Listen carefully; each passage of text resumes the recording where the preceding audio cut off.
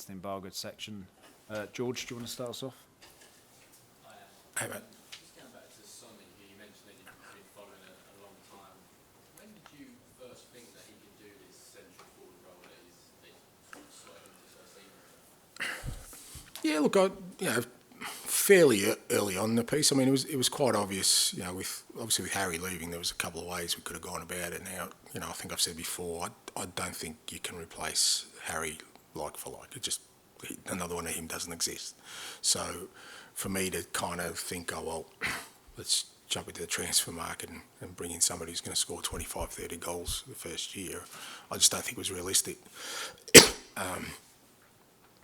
What I did know about Sonny, like I said, I haven't followed him for a long time, was that he's a great finisher. He's a smart footballer. He's got great movement. He's got a real capacity for working, impressing, and the stuff I love to do. I love my strikers to do, and I just thought he would be a really good fit for us. Now, it wasn't the only option I was looking at, but it was definitely probably the one that I thought would be the best fit for where we are as a team. And what we needed, and even with him, I think, the more he plays in there, I think, the better he'll get in terms of really being a goal threat in every game, and for us, it's a massive asset to have.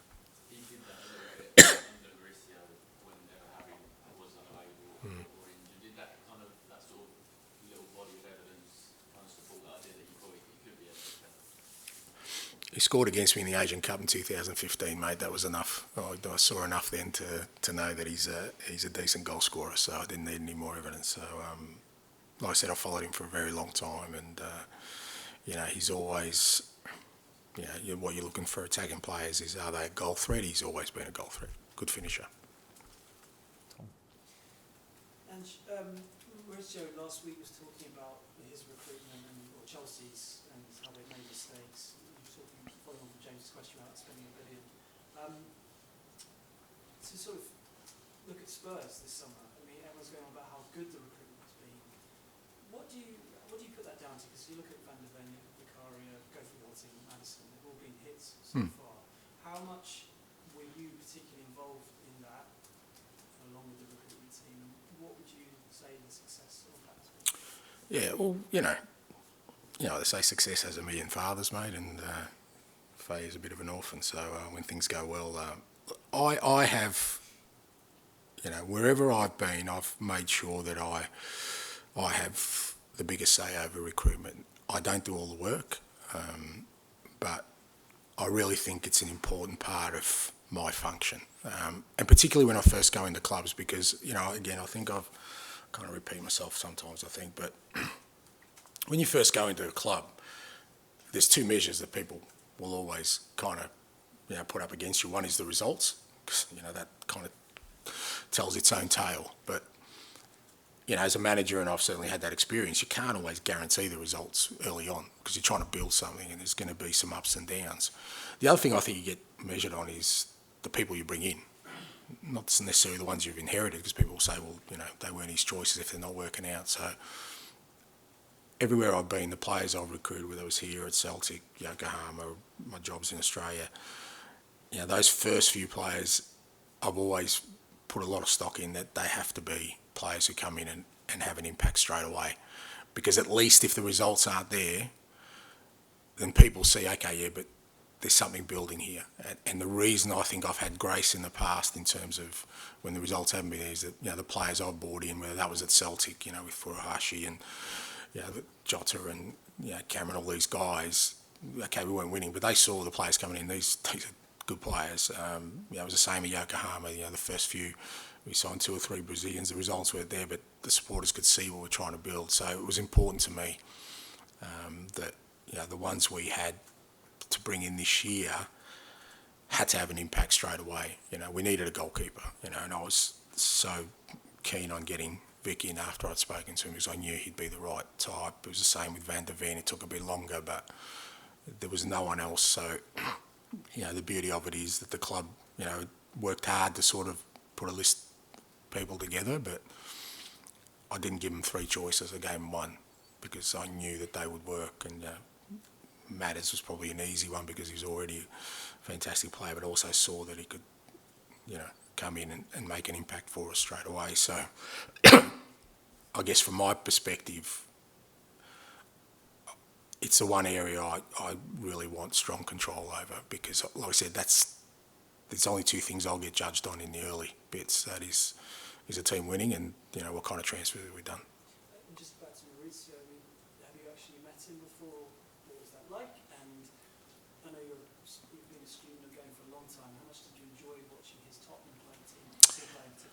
Yeah, no, I haven't come across him, as you know, mate. I've lived in a different world for quite a while, and so no, I haven't come across him. And but yeah, from afar, great admiration. I think the impact he had at Southampton, and then obviously here at Spurs is unquestionable. And he's taken on some pretty big challenges post Spurs as well, which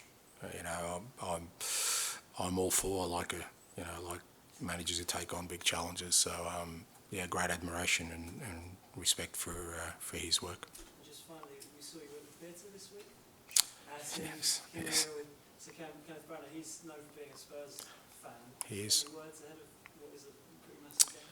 No, he's so Kenneth, big Spurs fan, and he was kind enough to invite my wife and I to the theatre the other night, and we don't get too many nights away from sort of the kids and adult time, so we enjoyed it, and always appreciate. I did sort of have to swat up on King Lear. It wasn't part of the curriculum at Parade High where I grew up, mate.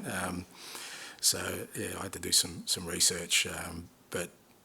Yeah, like I said, you always learn from life, and just the appreciation of just seeing people excel at what they do is just, I think it's inspiring. You walk out of there going, I don't know how they do it, and so yeah, he was good after it. I caught up with him briefly, and he was very kind with his time, and it was all over, how we're going, and gave me some little bits of advice, which I'll ignore, like he'll ignore my advice on acting, mate. So, but no, it was good. It was. Much appreciated. Hoping for another dramatic performance on Monday with a slightly better ending. Yeah, there was a fair bit going on in that play, mate. Definitely wanted a better ending than Sir Kenneth had, for sure. Okay, we've got 5 minutes left, so we'll go Paul and then finish it down, please. Just on Vicario, because you mentioned that's a role that's so under the spotlight. He's taken to this role like a duck to water. What's been the most impressive thing about him that you've seen since? Well, I think what you just said, he's really embraced the challenge. He knew, it's a big task coming in to be, goalkeeper for, one of the biggest clubs, and you're replacing a, fairly prominent, figure in the world of football in that sense. And like I said, the goalkeeping position's one where there is a massive spotlight on, because people can, with players, you kind of allow them, they have a little bit more latitude where if they make mistakes, they always get the opportunity to kind of atone for them. In a game of football, goalkeepers, you make a mistake, it's pretty much no coming back from it. So but he's just been, like I said, really embraced the challenge of, for me, the key thing for us is we got him in early. He came to pre-season. I think if he had to come in on the eve of the season, there would have been so much more sort of pressure on him. But he was allowed to sort of bed in, with our pre-season games for the lads to get to know him. I said before, Rob Birch has done great work with him. It's a really good environment the goalkeepers have with Fraser and Hugo and Brandon as his sort of co-trainers, and he's really grown into it. And again, so much upside there, because he's, in goalkeeping terms, he's very young still, and he's only really, this is his first big club. So much more upside in him, and really pleased we got him in. The recruitment team would have recommended him to you, right? He was someone who was already on the list here. Yeah, he was on the list, yeah. Were you already pretty aware of him before that, or did you have to do a deep dive?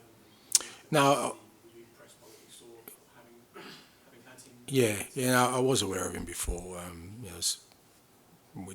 done a bit of work with goalkeepers. Like when you go into a role, you kind of know, and sort of, I've got my own sort of data bank of information of people you follow, and but Yeah, absolutely. And, it wasn't an extensive list, but fair to say all the goalkeepers on the list were, all of good quality. But there was something in Vic that I saw, and particularly after speaking to him, that I just felt he was the perfect fit for us.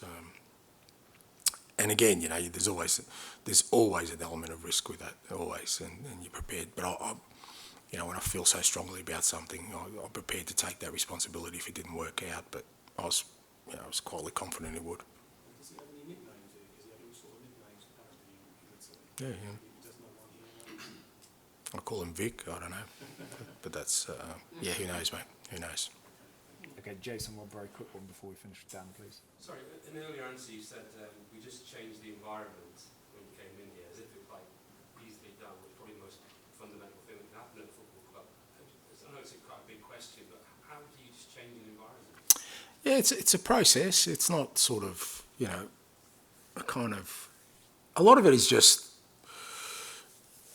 behaviours and particularly my behaviour. I think when I'm kind of the new person in the building, I think people are looking at me a lot.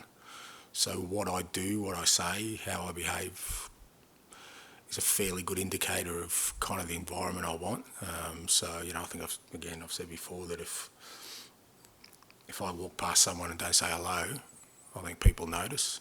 If I'm not here first thing in the morning, people notice. If I'm not, really passionate about what I do, people will notice. If I don't come in here every day feeling pretty blessed that I'm doing something I love, people will notice. So that's your starting point, because I think, most people will get a fairly good indicator of what I want by just seeing me, and then you try and get sort of like-minded people around you, and the staff we've brought in, whether it's new staff or the existing staff, and hopefully those dominoes fall fairly quickly, and then you sort of, people then have a choice about whether they want to be a part of that or not. But like I said, it is a process, but I always feel it begins and ends with me, because I think regardless of what kind of environment I want to set, if I'm not showing it or believing in those behaviours, if it's just something I want to do artificially, if I want to be really strict around time and around, how we talk and make rules, then I don't think people are going to respond if they don't see me actually doing it. Dan. Hi, Ange.